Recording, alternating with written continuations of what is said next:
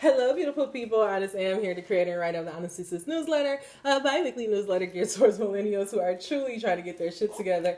And I'm here for another daily motivational video. We're using the tarot to become the alchemists of our lives and to teach us how to become spiritual beings. A little bit about me. I do not just use the tarot. I use God cusses in the same sentence. And I may mispronounce some things, but if it does not stop showing the man of God, it will not stop me. All right, y'all. So let's go. The first thing I went to this, and the first card that flew out, angel number 33, was surrender. Surrender your need to control the outcome. Surrender your need to control the outcome. Just be with life in this present moment. And I think I'm just going to leave this one card here. And I'm going to go to the cards. I'm going to ask God, how can we just surrender to the present moment? How can we surrender our need to control the outcome? And this card that kind of flew out, I actually went to our affirmations, and I wanted to know what's the affirmation that we can use. And the affirmation that we can use, angel number 23, is I am resilient. If my mood wavers, it doesn't stay that way permanently. I allow myself to feel my feelings until I can refocus my thoughts on the positive.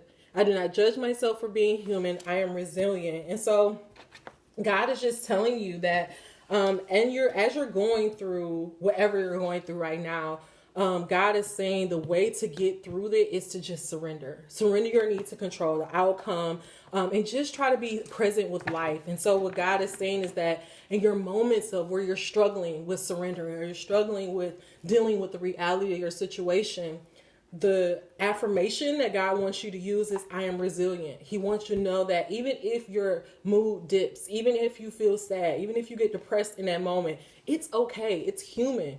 Actually, we need those lower emotions so that we can know that it's time for a change, so that we can know that it's time to transform our life. And so what God is saying is don't really, as I'm saying this, the Queen of Cups is here, but what God is trying to say is like, don't really, don't hide from any of your emotions, but really allow yourself to feel them. And your emotions is just like the emotions. It's going to rise to the shore, the wave's going to come, and then they're going to go back out. But the thing is, you don't need to get caught up in them. You don't need to get stuck in them. Just allow those emotions to come out and just surrender to the outcome. Don't attach meaning to it. Don't attach a story to it. Just allow those emotions to come, feel it, and then let it go. But I'm actually going to go to the cards, and of course, remembering to use remember to use your affirmation of I am resilient. Whenever you feel like you're just struggling, just like I'm resilient. And I want you to think about how many times you overcome. Like you've been down before, you've been out, and you bounce back, and you bounce back better before. So God is saying, if you did it once, you can do it again. Angel number 3. God, what is our energy towards surrendering and knowing that we are resilient? How can we, what's in our way from us surrendering? How can we release the need to control? And how can we just be present and not judge ourselves in that moment? Allow no room for doubt or confusion. Just give us one card to show us our energy towards surrendering. And the card that flew out is the Ace of Pentacles. And I don't feel like it. I feel like what God is saying is that this message is coming about is to tell you to surrender control so that you can get the Ace of Pentacles.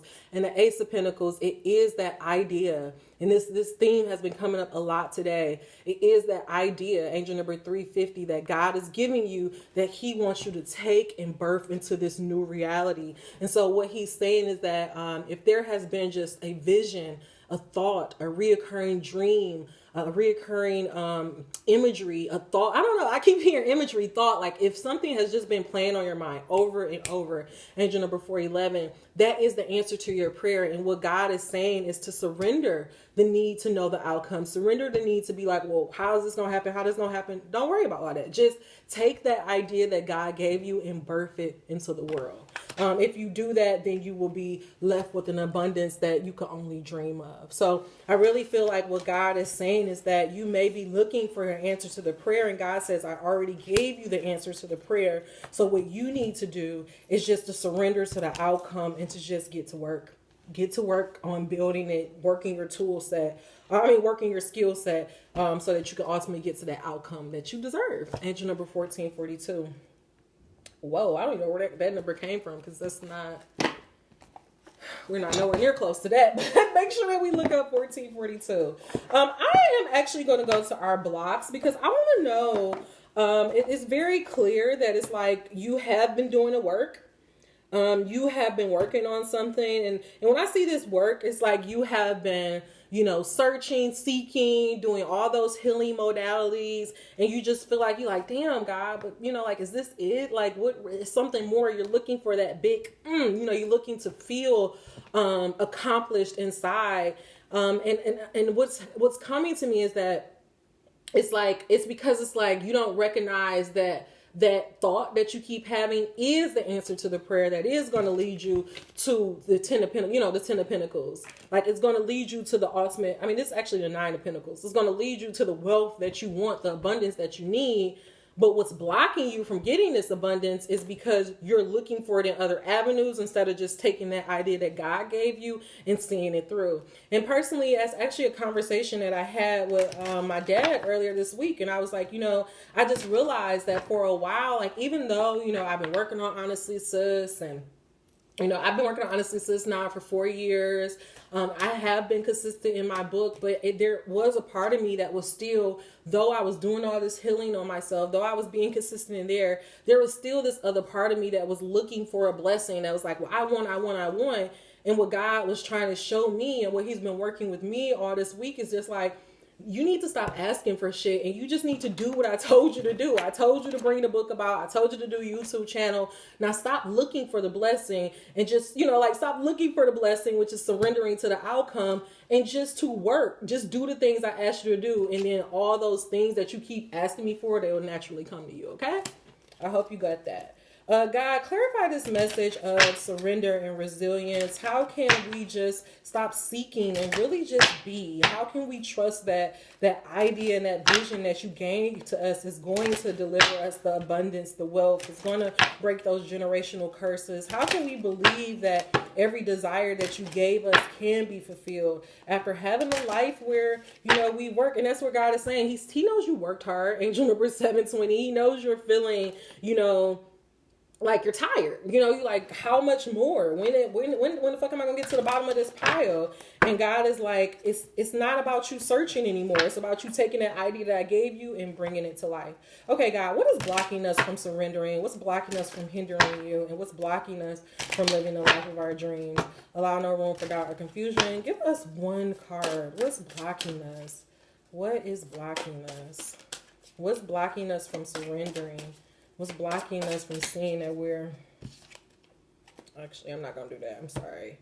What's blocking us from surrendering? What's blocking us from seeing that we're resilient? Sorry. There we go. Angel number 808. Completion. And right away, for some reason, like the message that I get just looking at this card is that, and I want to say this is also a message that we got in our new moon reading, is that you're afraid to die. And it's not about a physical death. You're just afraid to die to those things that you no longer, and maybe it's not even like it's like you're afraid of going through the transformation. It's like avoiding the cocoon. It's like it's the fear of the unknown. And that's what I mean when I say you're afraid to die. You're just afraid to not do something you've never done before. You want to know the entire complete picture, the whole outcome before you take the first step. And the crazy thing is God already gave you the outcome because that's the vision. That's the vision that you see. That's what got you even excited about it. But instead of you just keep searching and being like, okay, well, God, is this? It's like, no, take that vision that I gave you and work to bring it to life. Angel number 909. I'm going to look up this message of completion and perception. And again, this is what's blocking you from surrendering, is because of your belief, your perception on how you feel like your new life is supposed to look. That's what I had to realize. I thought that a reflection of my growth, a reflection of my transformation, is that I'm no longer an accountant. And that's why I was so obsessed with being like, well, I'm not an accountant. No, I'm still an accountant. And of course that continues to be my reality. But the transformation is not me not becoming an accountant, but the transformation is realizing that what God gave me, my book, my honestly, sis, that is my way out. So I just need to just see it through until I get to the other side of it and not be worried about going through the process, not hindering or not pushing against, resisting what I'm going through. Do you hear what I'm saying? All right, let's go to the book. And it's also, again, mysticism. So it's like this fear of the unknown, this phantomness, you know, back and forthness. You believe in God, you don't believe in God. It's like that is all stopping you from getting the abundance that you ultimately deserve. You want, and I keep hearing that, you want to know the big picture before you even take the first step. And that's not faith. That's not faith. And that's damn sure not how this is going to work. And the crazy thing is, he already gave the vision because you saw it. If you saw it, if you felt it, if you touched it, if you got emotional about it, it happened. It's your desire. It's going to happen. So just walk and know that it's going to happen, right? Don't get me hyped. All right, this is all about our emotions, which I love that because that has been a very big theme. That's been a very big theme because I feel like that's really what this new moon in Scorpio, this whole month is going to be about. We're about to do a lot. It's also about to be an eclipse to where the north nodes or the nodes are switching. And so it's like, it's about to be all of this internal shifting and emotions coming up about you and transformation and whether you feel like you've transformed or not. And you have to reconcile that. And you have to ask yourself, well, am I going to keep living life the way that I lived it? Or am I really going to just wholeheartedly believe that the things that God has put on my life is meant for me to have? And so I'm going to surrender my control and just go through the process. That's what this month of November is all about. Let's talk about this card, though. This is what popped out. This is all about our emotions. The orange cards represents our emotions and how we relate to them. In the second chakra, you can learn emotional discipline if you choose. You need to master the skill of steering your emotions as you would a ship on a high sea. This is very important in manifesting. So again, the card that God bought us for our affirmation was I am resilient. And it says that if my mood waver, it doesn't stay that way. And so again, what God is trying to get us to understand is that we can't disconnect from our feelings because our feelings was actually our manifestation powers. It's how we manifest. We manifest through our feelings. And so that's why it's so important for you to feel good. If you're constantly feeling bad on a daily basis, what that means is that you're sending out bad. And so what you're going to get is more bad. Okay. The orange card reveals your emotional experience in a particular experience. If you are struggling with your emotions, look back at the red, the root chakra, for the answer why. Because you source your emotional experience from a particular foundation or belief created in your root chakra. So let's pause right there. So what God is trying to say is that, you know, when we say that we're triggered, what we're really saying is that you're reminding me of something that happens in my childhood, or you're reminding me of a bad experience. And that's in order to overcome those triggers, we have to get to the root of it. So it's like, I realize that when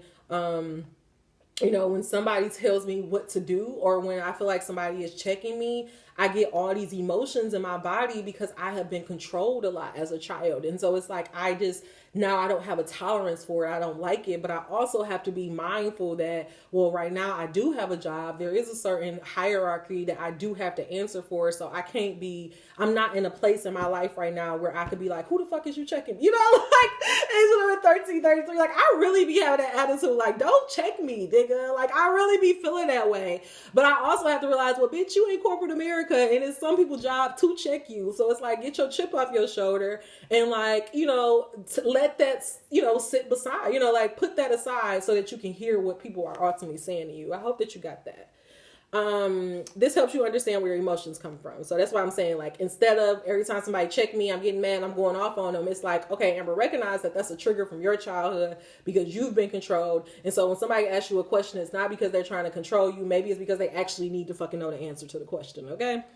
Next, observe your feelings rather than react on them. Again, about being resilient in your emotions, and your angels can speak to you directly through your emotions, revealed in the cards. However, you must stand fearlessly and observe your emotions. If you can do this and begin the emotional journey to manifestation, you can only walk the path you previously wished for. And so this is, again, it's so much confirmation here. And anyways, about your mood wavering. It's like if you feel a moment, angel number 1444, you feel a moment of sadness. You feel a moment of, damn, the world is heavy. It just seems like it's a lot of fucked up shit. It's not saying to deny it or act like you're not feeling it. But it is saying that you can feel that and be like, damn, like, yes, I'm doing all this to try to help the world. But what you can't do is like feel it and be like, oh, the world's so fucked up. Why am I doing anything? Let me just stop. Let me just lay in the ball. Like, no, like that's not why these emotions are coming up. They're coming up for you to transmute them and for you to become activated in some type of way.